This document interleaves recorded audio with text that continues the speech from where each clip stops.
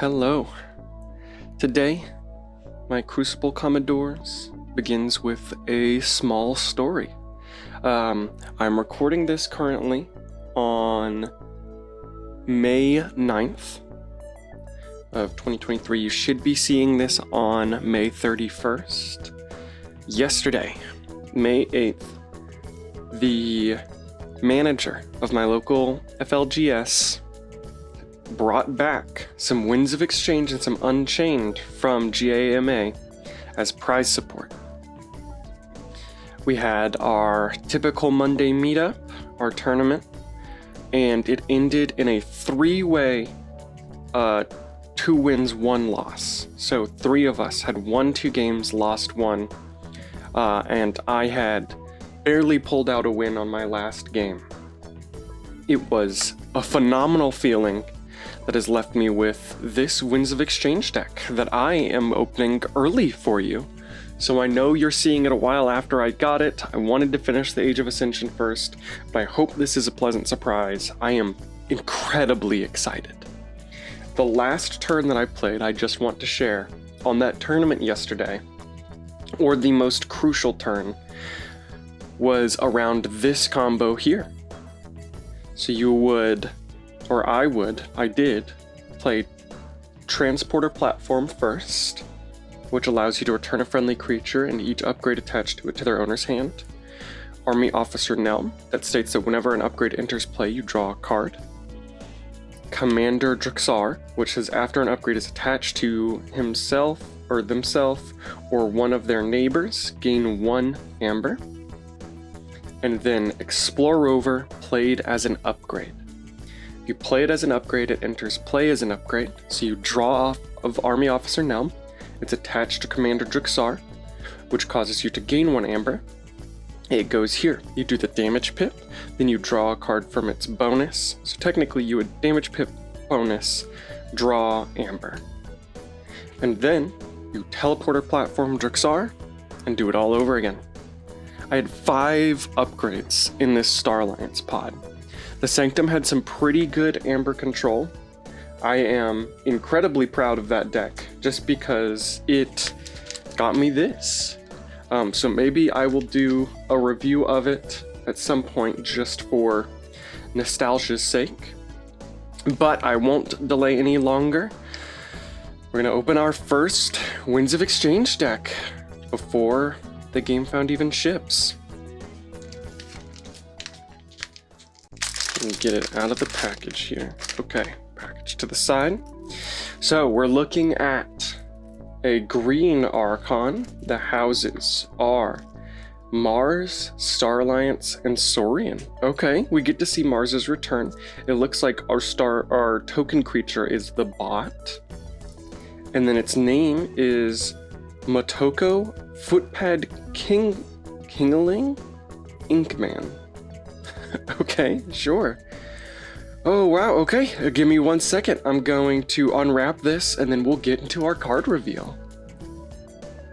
And we are here, everybody. Take a good look at the back of that Archon there. See the name a little better. I think this design is fantastic, with the houses and the token creature all on the back. Stinks that in the tournament you'd have to use matte back sleeves, but maybe someone will make a sleeve that just has a clear spot for the token or something. That could be tournament legal. Move the Archon card off to the side here. And let's get into our first Winds of Exchange deck. Starting off, of course, with our token creature. This one I will also set off to the side as it's something we're gonna certainly want to look at as I do these openings or revealing these cards. It's bot. It's a 1 power token creature with action, use a friendly non-Star Alliance creature. Some interesting out of house from a token creature. See how much we can utilize that. Then we're going straight into Star Alliance here with Secura Droid. This is a reprint. It's a 4 power creature with taunt, and Secura Droid may be played as a upgrade instead of a creature with the text, this creature gains taunt.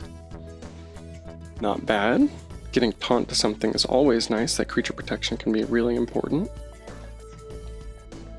make sure that you guys can see the set.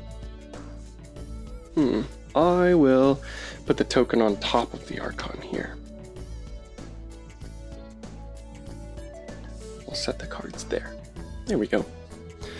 Then we've got Scout Chief Corrigier. It's a 2-power creature with play, make a token creature, and after fight, after reap, make a token creature. Great token creature generation. These cards are a lot sturdier than previous cards, I'm feeling. I hope that this card quality maintains for all the printing from the game found. It feels thicker, it feels nice. Then we've got the action here, Rogue Operation. Play, discard the top 2 cards of your deck, steal 1 amber for each house represented among the discarded cards. Not bad, some speed with some amber control. Good stuff. Red Alert, some powerful creature control here. This is also a reprint. The Rogue Operations, a new Winds of Exchange card. Red Alert says, play, if there are more enemy creatures than friendly creatures, deal damage to each enemy creature equal to the difference. Not bad. Recorded History. This is a card I had a feeling I would really enjoy. It's got an amber bonus on it. It's an action. Play, reveal up to 3 cards of a different house from your hand. Archive each card revealed this way. It's a great way to clean up your hand. You pull it out later and then you're right back with it. I think that this could be really, really good. 2 of those. I won't say no to that. 3 of them. Oh man, okay. Lots of efficiency. Then we've got the Future Booster here. It's got an amber bonus. It's an artifact that reads, Omni, look at the top card of your deck. You may put it on the bottom of your deck. Wow. Ooh, and then we got Tactical Officer Moon, 4-power creature with Assault 2. And play, you may rearrange the creatures in a player's battle line. I'm a bit nervous. We've made it pretty far into Star Alliance. There's only 1 token generation card. And supposedly you're supposed to get a token from the house that has the most token generation. So, another Tactical Officer Moon. Let's hope for some big token creation here soon. We've got the action Grunt Work. It's got an amber bonus on it. Play, look at the top 3 cards of your deck and put them back in any order. Make a token creature. Okay, so we had 2 make a token creature cards there. Ooh. I don't know. Hopefully we've got at least 1 in each of these other houses. Then we're going into Saurian with a creature control card that I really like. It's Phalanx Strike. It's got an amber bonus on it, and it's an action. Play, choose a creature, deal 1 damage to it for each friendly creature.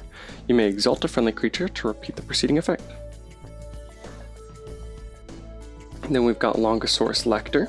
Play, and play/after reap, you may exalt Longosaurus Lector. If you do, make a token creature. Okay, so there's some token generation.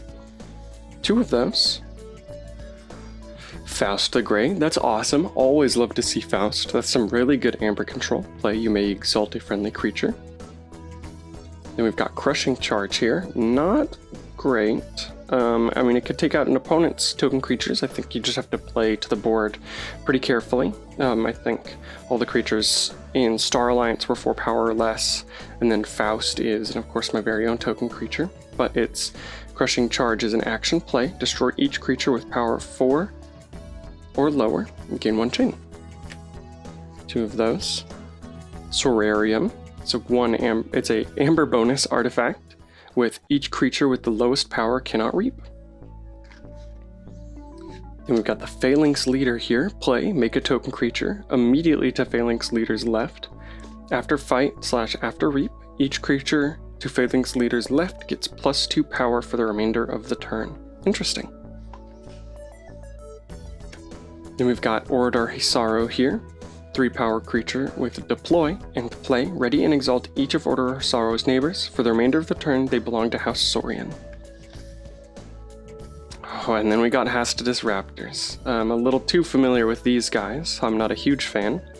It's a 5-power, 1 armor creature with before fight, you may exalt Hastidus Raptor. If you do, deal 1 damage to the creature Hastidus Raptor fights for each amber on a friendly Hastidus Raptor. They always come in multiples. 1, 2, 3. Okay, not too bad. And then here we are in Mars for their grand return. We should see a lot of new cards here. Starting off with the action Scoop Up. It's got an amber bonus on it, and put a friendly non-Mars creature and an enemy non-Mars creature into your archives. If that enemy creature would leave your archives, return it to its owner's hand instead. Some great creature removal there. Then we got the 5-power creature Mix the Tall-Minded. Your opponent's keys cost +1 for each friendly Mars creature in play. Let's hope for a lot of Mars creatures then. Ooh, okay, we didn't have a whole lot of token generation, so it's nice to have an artifact like the MK2 generator. It's an artifact that enters play ready, and you can action it to make a token creature. Repeatable token generation is phenomenal. The 2-power creature Ironix Rebel here with deploy and play ready each of Ironix Rebel's Mars neighbors. Then we've got the Ironix Propaganda. It's got an amber bonus on it, and this creature gains after fight after make a token creature. Nice. Got Brain Dart here with an amber bonus on it. It's an action that says play, enrage an enemy creature, and it captures 1 amber from its own side. Ammonia Clouds, some more great creature control. Deal 3 damage to each creature. 2 of those. Then we've got Exterminate. For each friendly Mars creature, destroy a non-Mars creature with lower power. Hoping we get some more creatures out of this deck then. We haven't seen a whole lot of Mars creatures. Got the artifact Crystal Hive. Action. For the remainder of the turn, gain 1 amber after a creature reaps. And then we've got... oh, there's 2 more. We've got Airlock here as another artifact. Action. Discard a non-Mars card from your hand. If you do, draw a card. Nice. Ooh, okay. And this is our rare in Mars. It's a 1-power creature. Phylix the Disintegrator. It's got elusive and action. Your opponent loses 1 amber for each other friendly Mars creature. Wish we had some more Mars creatures there. Maybe some more Mars generation, token generation could have gotten us a Mars token creature. But all in all, definitely not bad. There's a healthy balance of creature and amber control. I'm just so pumped to have a Winds of Exchange deck. We're about to get into the deck breakdown. It's going to look a little different than you're used to because we don't have the SAS scores from decks of Keyforge. Winds of Exchange hasn't released yet, so there's no way for me to get that number. So I'm just going to separate it into what I believe are the appropriate piles, and we will review it together. Be right back. And we're here with our breakdown.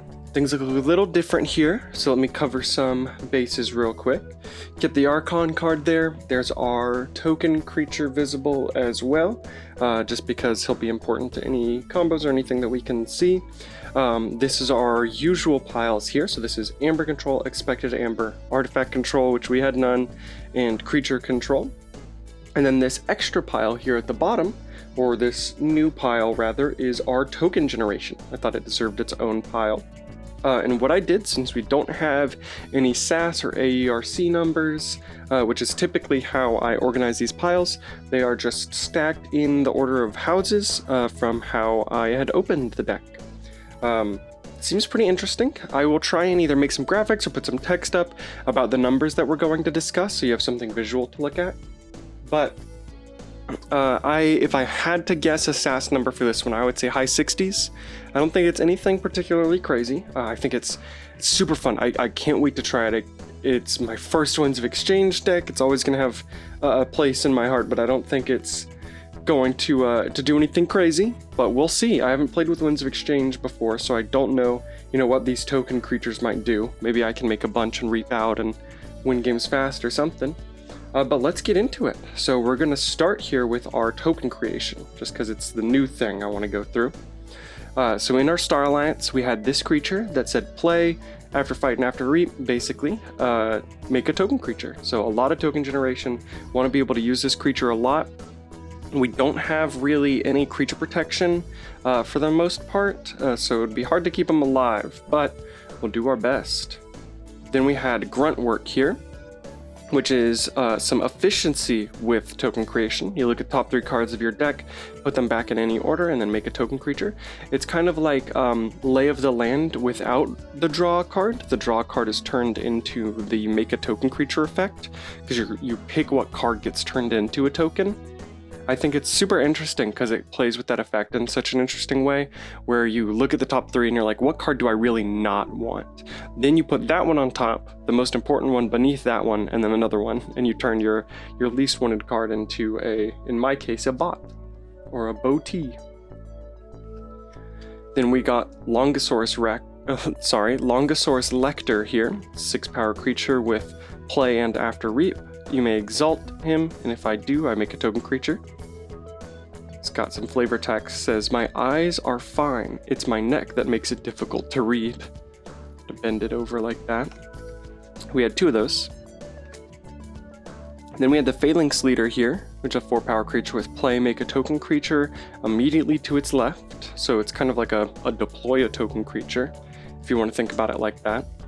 And then after fight, after reap, each creature to his left gets +2 power for the remainder of the turn. Great way to set up for those Hastus Raptors. And then we've got our Mars token generation, the MK2 generator, which I'm particularly excited about. It enters play ready, and it's just action make a token creature. So we can get a guaranteed token creature every Mars turn. I think MK2 would be a great turn 1 play. Then we've got the upgrade, which is the only upgrade in the deck, the Ironix Propaganda. This creature gains after fight, after reap, make a token creature. So not a whole lot of token generation, but it's spread out decently. I'm not sure how their system works to guarantee that we got a Star Alliance token there, because we had, I think, 2 cards, there were 3 in Saurian that made them. I could say that it was like the recursion of the Scout Chief, being that it's play after fight after reap, but then MK2 generator is just every Mars turn, and after fight after reap with the Ironix Propaganda, and then you can get play effects with these ones. So I'm not sure how they decided it, but it's fine by me. It's pretty spread out, however you look at it. So let's talk some numbers here before I get into the rest of these. I've put together a makeshift amber control, expected amber, artifact control, and creature control numbers. Just so you know, going into this, the numbers that I'm showing are just the cards with given effects. So it's not like a Dex of Keyforge SAS number. It's just, Amber Control has 6 cards, so I gave Amber Control 6, just for simplicity's sake. And then the extras and counts. I'll try and put both of those up on the screen now, at both of these categories. For the extras and counts, we had 10 bonus amber. We had 4/0 for archives, because it was 3 recorded history and then 1 scoop up, which are all targeted archiving. No key cheats, no scaling amber control. As far as board wipes go, we had 3 with ammonia clouds and red alert. So 2 ammonia clouds and 1 red alert, all counted as board wipes through DOK. Then we have 15 actions, 15 creatures, 1 upgrade, and 5 artifacts, making up our 36. We have an above current average amount of actions, a below current average amount of creatures, an around, accurate to current average upgrades, and then above average or above current average for artifacts. We had 5 artifacts, which is not bad. So let's get into this.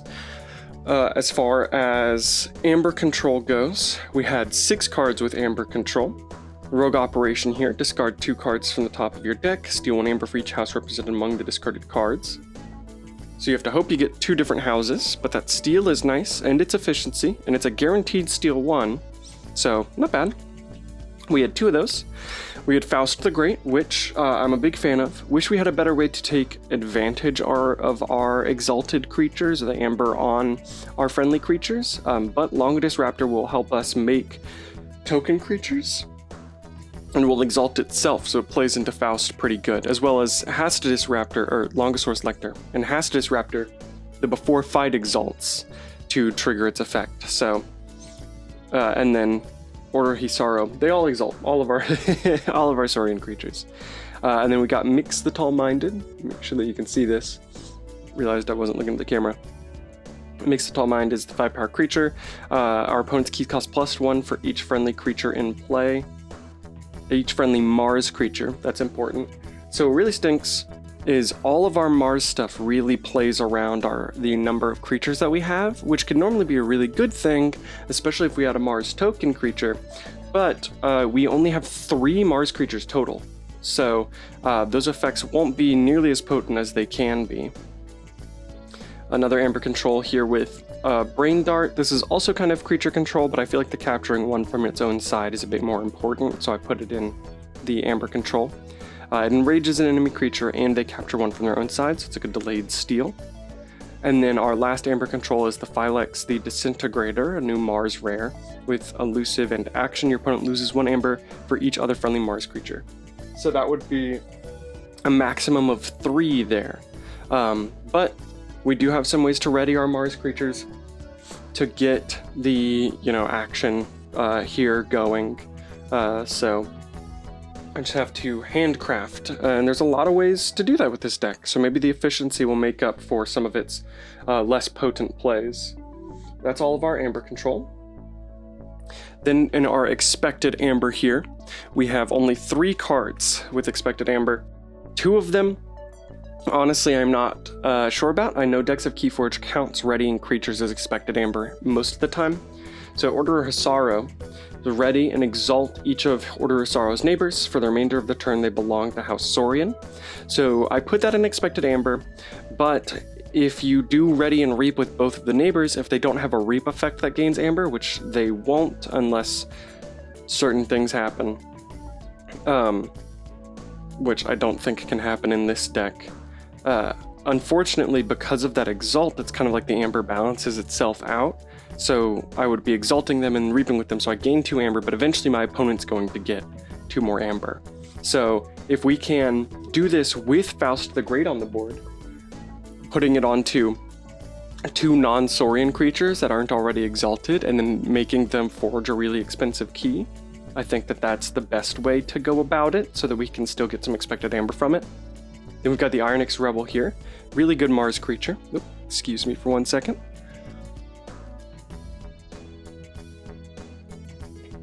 It's 2 power with deploy, play, ready each of Ironix Rebel's Mars neighbors. So that's pretty good. It's a great way for us to get off the Phylex the Disintegrator.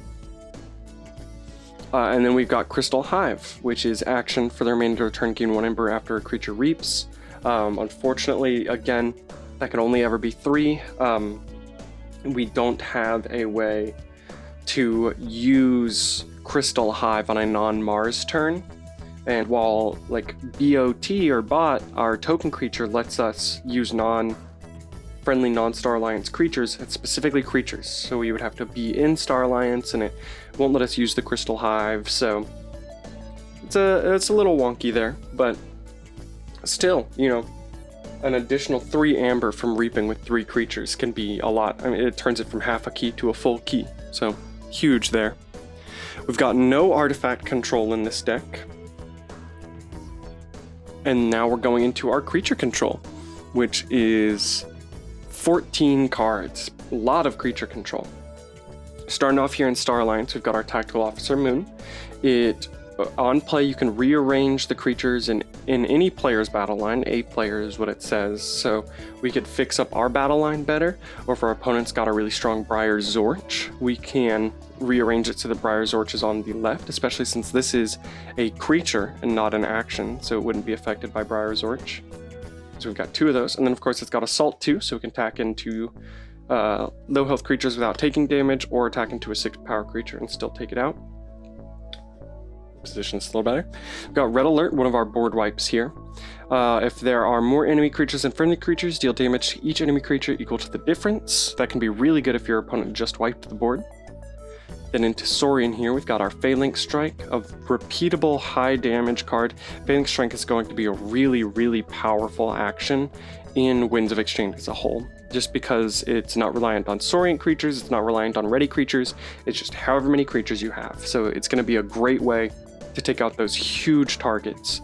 If your opponent's got something like a Tangaiko, which is the new highest power creature coming out of Winds of Exchange, then you can, play the Phalanx Strike, so you have, 13-ish creatures thanks to token creature generation on the board. Then you do 13 damage with Failing Strike, you exalt one creature, and you do 13 damage again, and all of a sudden, most powerful creature ever gone. Got Crushing Charge here. Oh, you know what? Change that board wipe number because I completely forgot about this. I don't know that Crushing Charge would count as a board wipe. I'll put it on the screen now if it does count as a board wipe, and if it does, I'll change the number on the screen as well. But we did have 2 of these. Destroy each creature with 4 power or lower. I think it would count. 4 power or lower is a lot of them, but it definitely leaves some stuff on the board. Then we've got the Sorarium. Each creature with the lowest power cannot reap. I didn't think about it. I kind of stinks seeing this, given that we got one of the 1 power token creatures. But let's hope our opponent also got 1 power. And, you know, push comes to shove, Bot's whole thing is being actioned, not reaping, so it shouldn't fight us too much. Then our Hastidus Raptors, they are meant to fight, so they're creature control in that aspect, but then also their before fight effect does additional damage based off of the amber on them. So if we can get them all exalted with, you know, Faust and Legatus Raptor and all that on the board, or Longosaurus Lector on the board, then we can, you know, start fighting with the Hastidus Raptors, exalting them and doing all of the creature's health and damage before having the fight genuinely initiate. With 3 of those. Then we've got in Mars here, we've got Scoop Up, which lets us archive a non-Mars creature from the enemies and a non-Mars creature from us. I hadn't looked at the art. It looks like they're grabbing an unfathomable creature. Let's take a look here. I'm not sure who that is. I see there's like a ladder thing or a grabber coming down.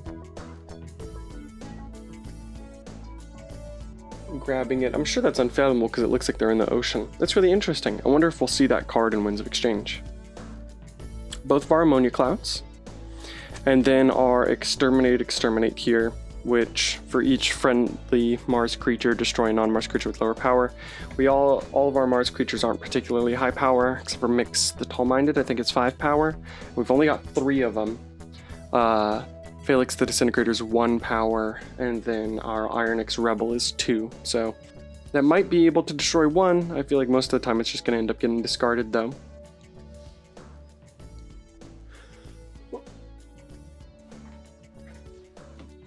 Okay.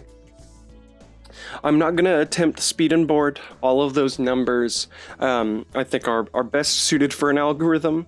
I could look at cards that kind of apply to it, but board's hard to do. We don't have any real recursion or protection. Disruption, we might have some, and then other is a category I'm not sure of, but that was our first Winds of Exchange deck. I hope you guys really enjoyed it. I'm so excited to have it, to have earned it from playing at locals, and doing all this stuff. It's been a super fun month putting out stuff for you guys. I know I'm still just in the beginning of it, but I've got a lot of recording that I'm going to knock out today, and there's so much to look forward to. I'm hoping by the time you're seeing this, we've all got our shipping notifications from the game found, and I hope you're ready for next month when you're going to be seeing a lot more of me. And just always remember, as a good friend Zach Armstrong always says, the most important part of Keyforge is the friend sitting across the table. You guys have a great rest of your day.